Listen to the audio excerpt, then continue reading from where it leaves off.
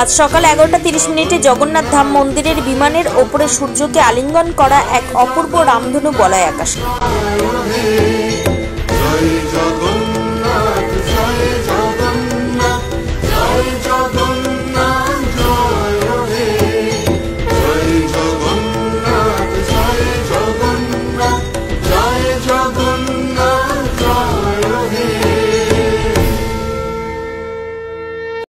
দীঘার মন্দিরে অবাক কাণ্ড সেটা হচ্ছে যে আজকে হঠাৎ করে আমাদের প্ল্যান হলো দীঘার মন্দিরে গিয়ে পুজো দেবো জগন্নাথ বাবার কাছে।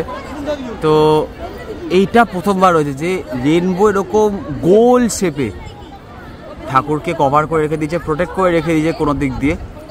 সেটা জানি না কী ব্যাপার, আজকে মন্দিরের লোকজনরাও বলছিল যে লাইক এরকম ব্যাপার। আমি ছবিটা আবার দেখাচ্ছি তার সঙ্গে আমি, বাট দিস ইজ নিউ।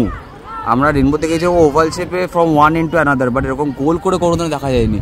আমি জানি না কতটা ঠিকভাবে দেখাতে পারছি কি না দেখাতে পারছি।